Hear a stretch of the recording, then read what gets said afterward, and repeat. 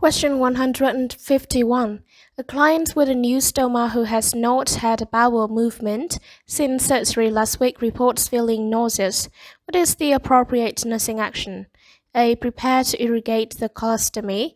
B. After assessing the stoma and surrounding skin, notify the surgeon. C. Assess bowel sounds and administer antiemetic. D. Administer bulk forming laxative and encourage increased fluids and exercise.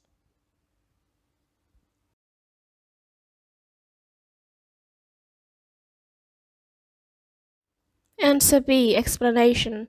The client has assessment findings consistent with complications of surgery.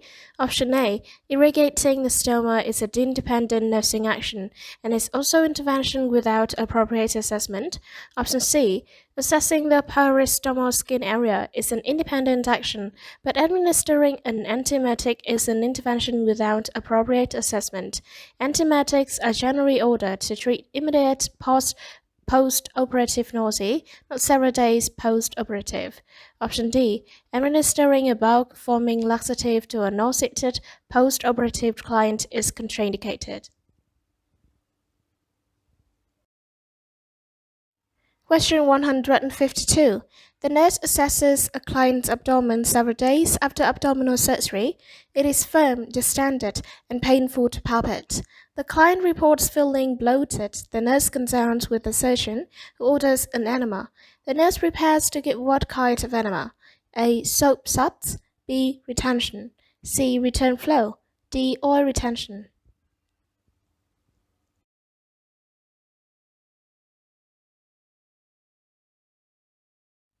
Answer C. Explanation. This provides relief of post-operative flatus, stimulating bowel motility. Options 1, 2, and 4 manage constipation and do not provide flatus relief. Question 153. Which of the following is most likely to validate that a client is experiencing intestinal bleeding? A. Large quantities of fat mixed with pale yellow liquid stool. B. Brown foam stool. C. Semi-soft tar-colored stools. D. Narrow pencil-shaped stool.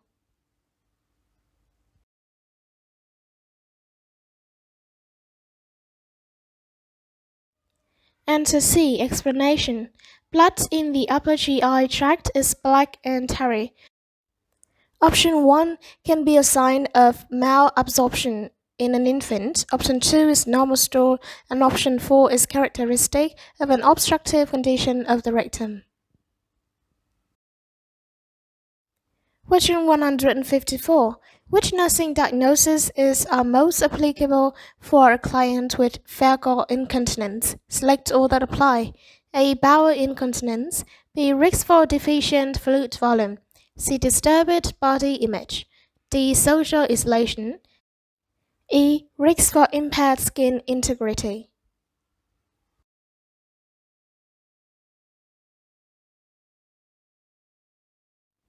Answer A, C, D, and E. Explanation.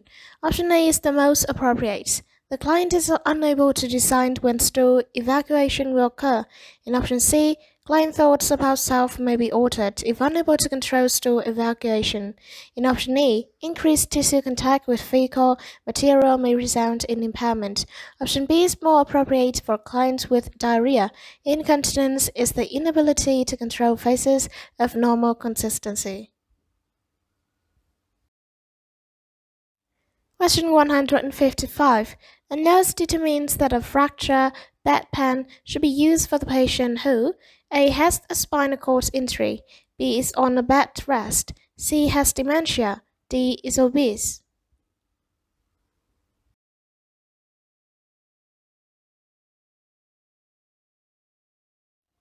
Answer A. Explanation.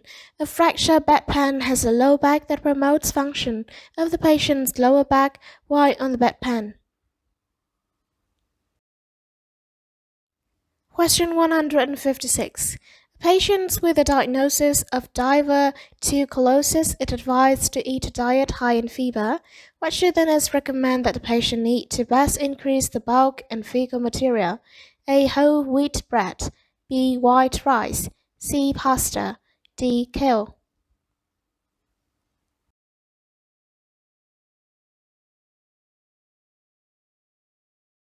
Answer D. Explanation.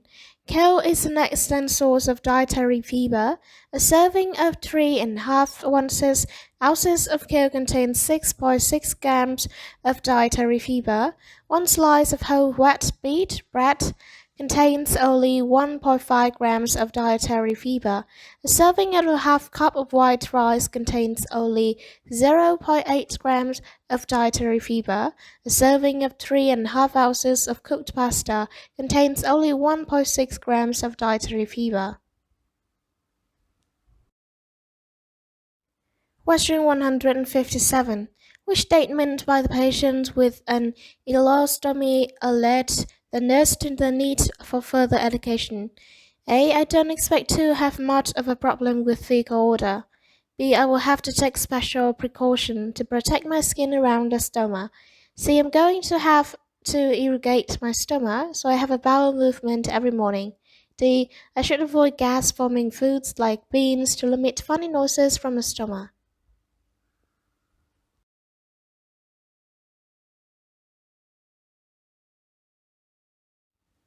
Answer C. Explanation.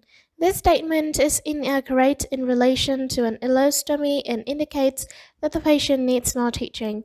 An ileostomy produces liquid fecal drainage that is constant and cannot be regulated. The odor from durinate is minimal because fewer bacteria are present in the ileum compared with the large intestine. An ileostomy is an opening into the xylem.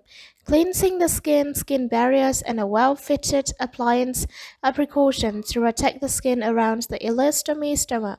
The drainage from ileostomy contains enzymes that can damage the skin. An ileostomy stoma does not have a sphincter that can control the flow of flatus or drainage, resulting in noise.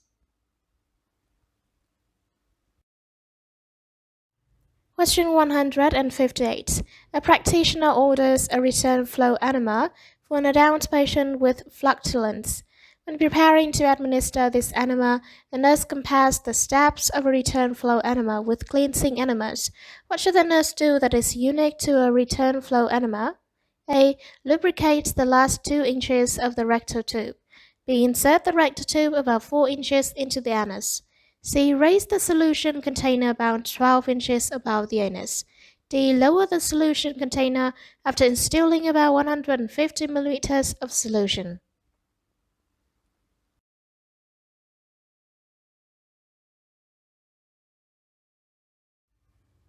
Answer D. Explanation.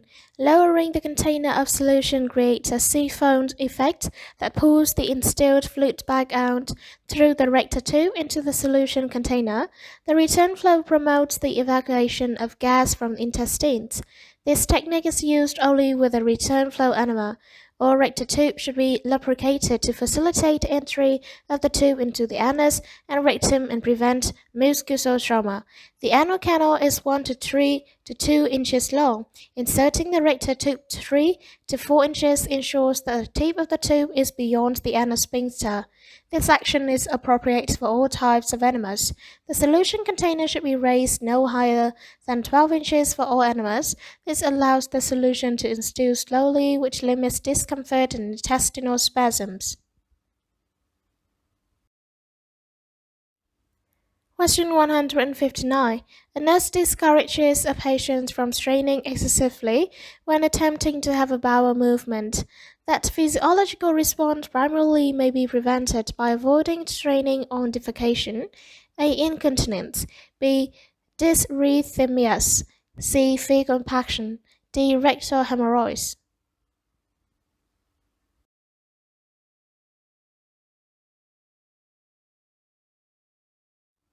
Answer B. Explanation.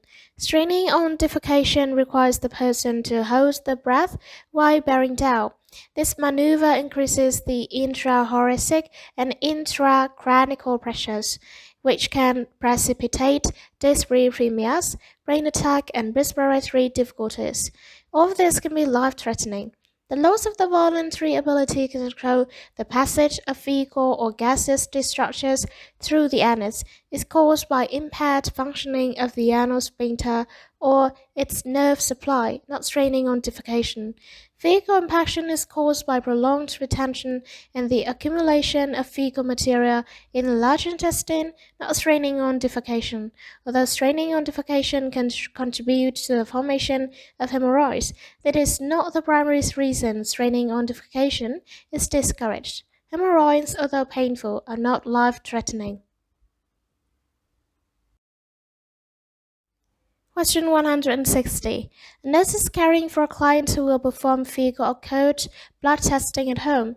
Which of the following information should the nurse include when explaining the procedure to the client?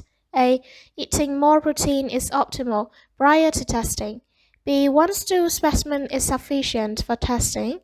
C. A red color changes indicates a positive test. D. The specimen cannot be contaminated with urine.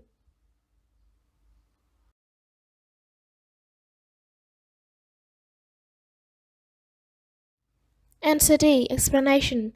For fecal occult blood testing at home, the stool specimens cannot be contaminated with water or urine. Some proteins such as red meat, fish, and poultry can alter the test results. 3 specimens from 3 different bowel movements are required. A blue color indicates blood in the stool. Thank you for watching.